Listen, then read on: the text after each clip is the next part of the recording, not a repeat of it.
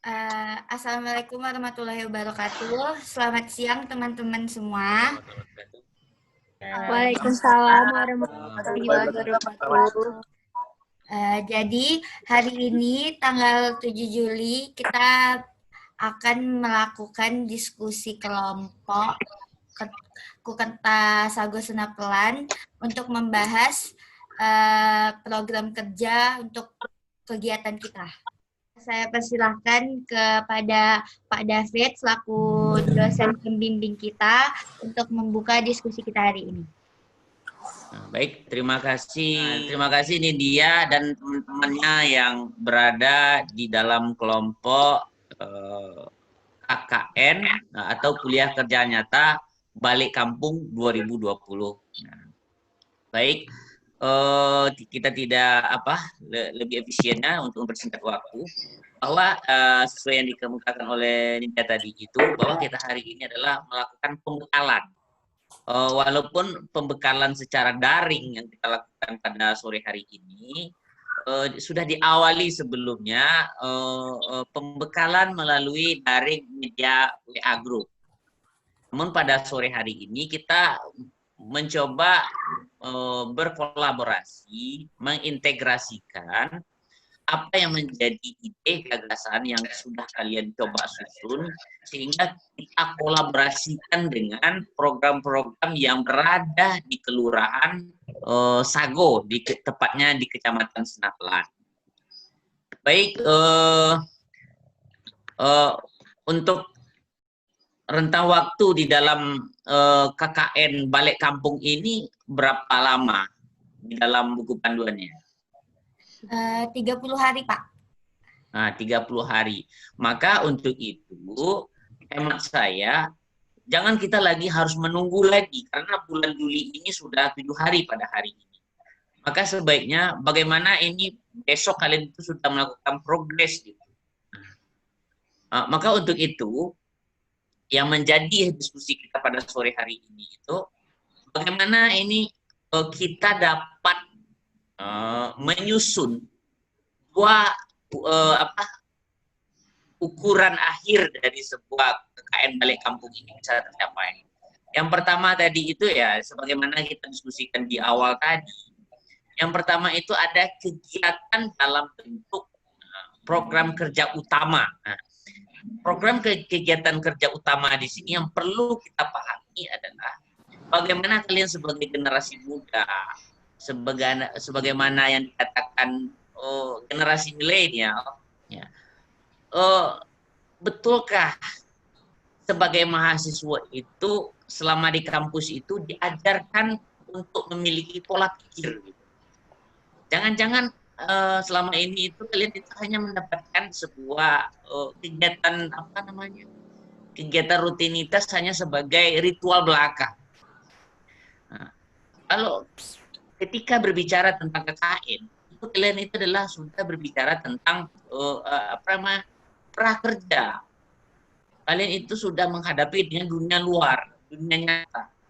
Maka seorang sarjana tadi itu, bagaimana dengan kemampuan komunikasi verbal, komunikasi nonverbal, bisa bersinergi di dalam masyarakat, bisa bersinergi dengan pihak pemerintah. Dalam hal ini adalah pihak kelurahan.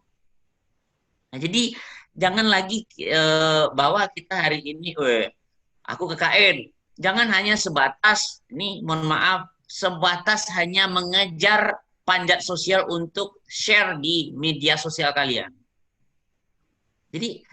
Jadi sehingga jangan KKN Balik Kampung itu hanya sebatas kalian menganggap untuk memenuhi sebagai SKS untuk yang dikatakan memperoleh sebuah gelar sarjana.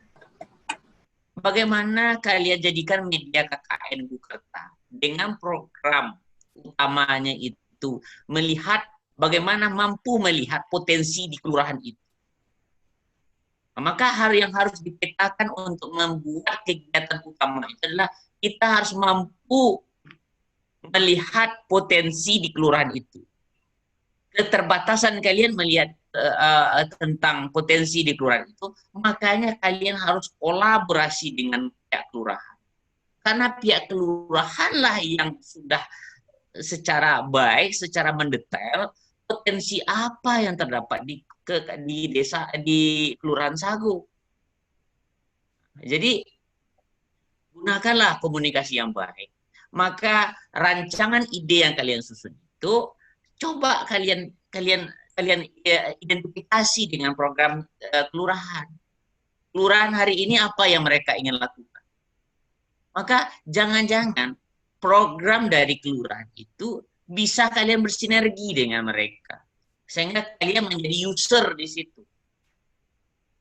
Sebagai dunia prakerja. Bagaimana kalian menyusun dari program.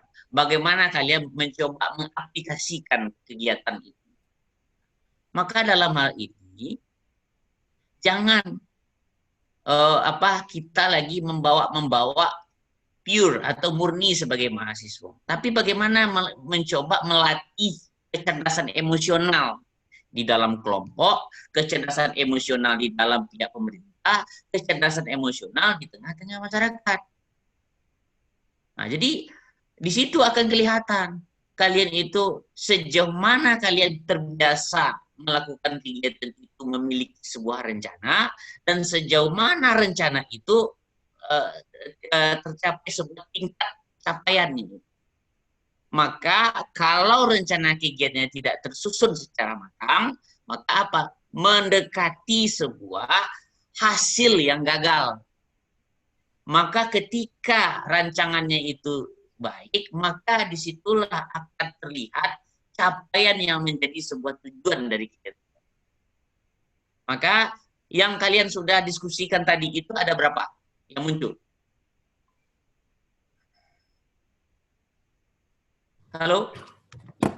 Halo, Pak. Nah, bergulir saja. Apa aja yang sudah kalian yang identifikasi? Yang pertama, Olive. Kalau yang pertama tuh kami baru yang produk tuh Pak, rencananya mau kami kembangkan di online gitu Pak, karena kan lagi masa pandemi, orang juga jarang keluar.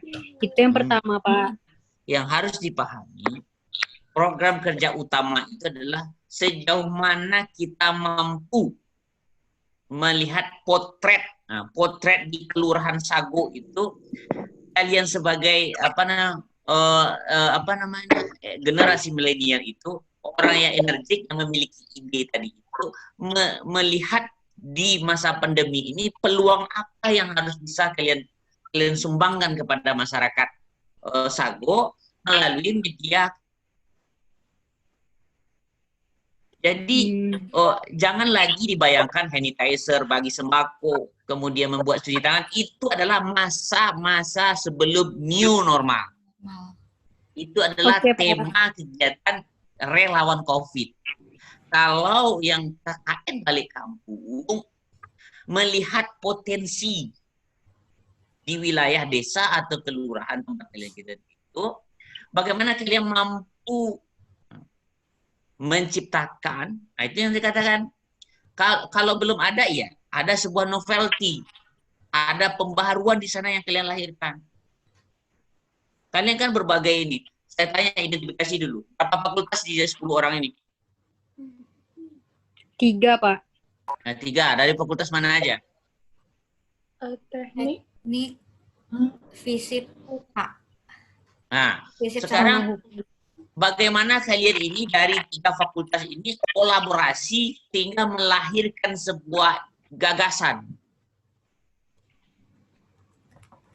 Jadi kita di sini tidak, anak hukum lebih keren, anak FISIP lebih maco, anak apa lagi? Pak. Anak apa lagi? Selain FISIP apa? Teknik, Pak. Nah, anak teknik, anak teknik yang lebih baik. Tidak itu. Kalian itu gimana ya membuat suatu ide, tetapi berangkat dari melihat kemungkinan ide itu dapat membantu sebuah, dalam hal contohnya mengenai perekonomian. Atau bisa saja di Padang Sagu itu masyarakatnya terdapat di situ banyak Nah, contoh, anak muda. Oh, banyak ibu-ibu yang kreatif.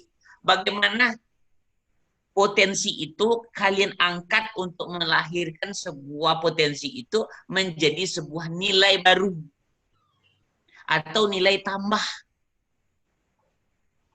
Makanya harus dipotret dulu desa itu. Untuk memotret desa, memudahkan kalian tentu berkomunikasi dengan pihak kelurahan. Jangan-jangan pihak kelurahan ada program dari dia. Sehingga program itu bisa juga kalian Pak. terjemahkan. Kalau tidak ada, maka dengan informasi yang kalian dapatkan dari pihak kelurahan, apa sih yang layak kita angkat menjadi program kegiatan utama? Kalau mengenai media daring untuk menambah income sebuah usaha tadi itu adalah penunjang itu.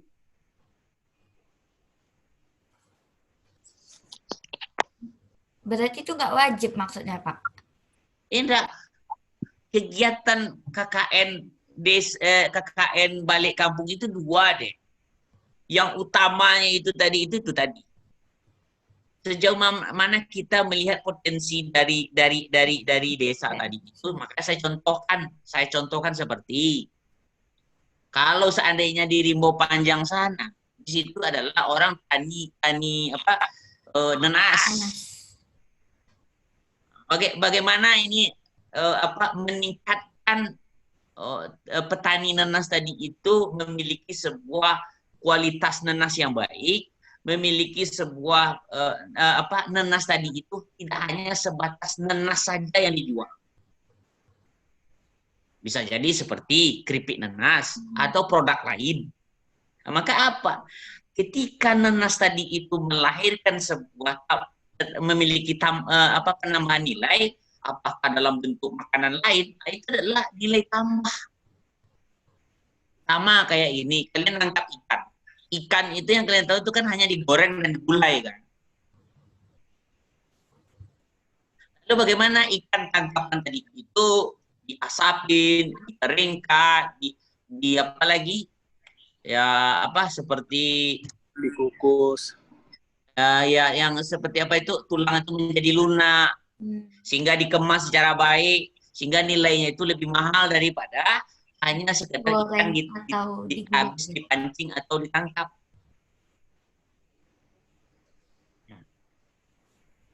Jadi itu, jadi yang kalian kayak si Olive tadi itu mengenai satu, itu bagi saya itu adalah itu hanya sebagai penunjang,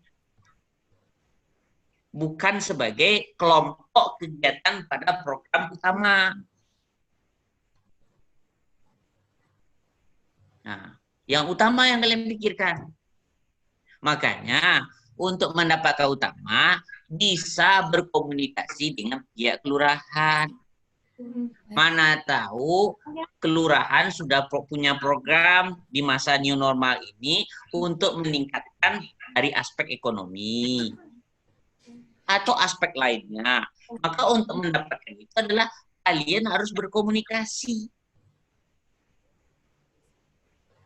Nah, jadi jangan lagi kalian jadikan KKN desa ini seperti mengerjakan tugas kelompok. Si anu nomor A, si anu nomor 2, si anu nomor 3, enggak. Kolaboratif.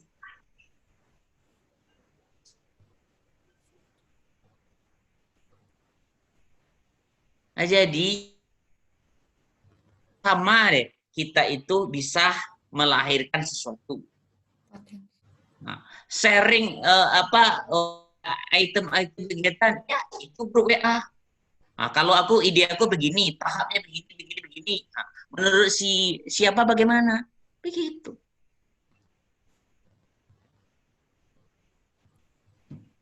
Maka bahasa untuk kegiatan KKN balik kampung bagaimana? Itu kan saya bilang dua hal yang harus kita capai. Nah, kegiatan utama adalah yang mampu mahasiswa lakukan bersama pemerintah kelurahan, melihat potensi dari masyarakat desa Sago. Muhammad Amar. Paling bagus. Ya Pak. Apa kira-kira yang terpikirkan? Kalau yang utamanya belum ada pikir sih Pak. Cuma kemarin pas saya ke Kelurahan Sagu, ke kantor lurah tuh Pak, yang ada saya lihat tuh ini yang tadi dibilang Asyam tuh, alat cuci tangan pakai kaki itu, soalnya itu belum ada Pak, belum ada dibuat di sana. Itu yang baru saya lihat di sana. Apakah potensi dari masyarakat di sana itu memiliki bahan bakunya nggak untuk membuat itu? Nah, itu belum ini Pak, belum di survei Pak. Nah, jadi kalau seandainya di sana itu memiliki bahan bakunya, maka apa? Itu proses memproduksinya yang harus dipikirkan. Nah, maka kalau bisa diproduksi ada bahan bakunya, ada proses produksi, maka setelah itu ada proses penjualan. Maka penjualan ini juga memberi Pemasukan. Masyarakat Sago identifikasi dengan pihak kelurahan, apa potensi dari kelurahan itu yang bisa kalian menjadi user, yang bisa kalian memberi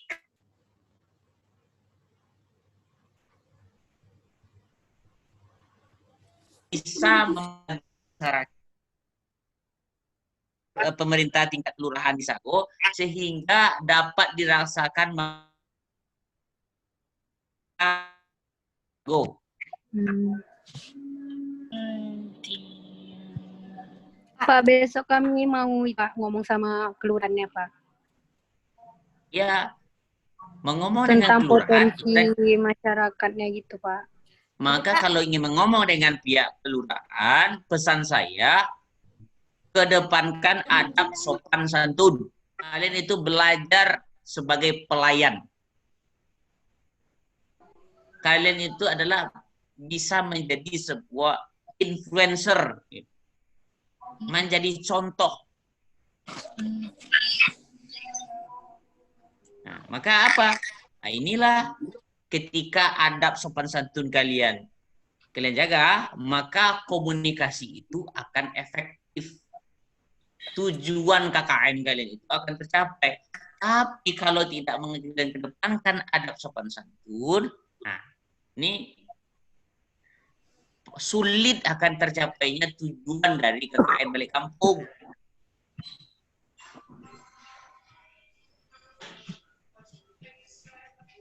Ada lagi?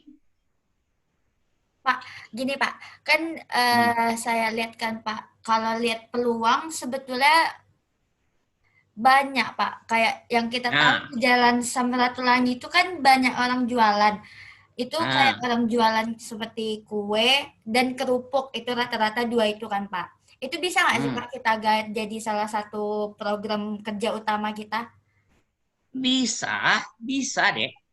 Bagaimana itu kalian itu karena potensi di Jalan Samratulangi itu banyak usaha kecil menengah. Ya, Pak. Bagaimana melalui usaha kecil menengah memiliki dengan hadirnya kalian tingkatkan apakah itu cara produksinya, cara pengemasan, cara kehalalannya, sehingga apa? Nah, ini memiliki nilai tambah.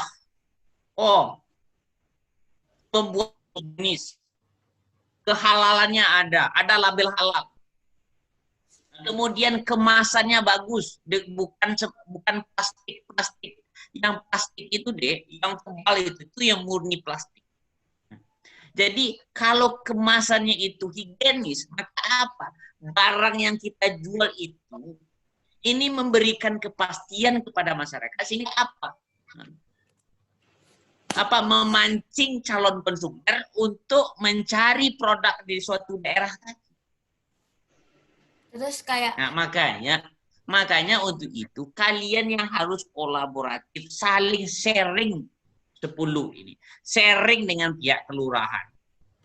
Nah, bagaimana ini Pak?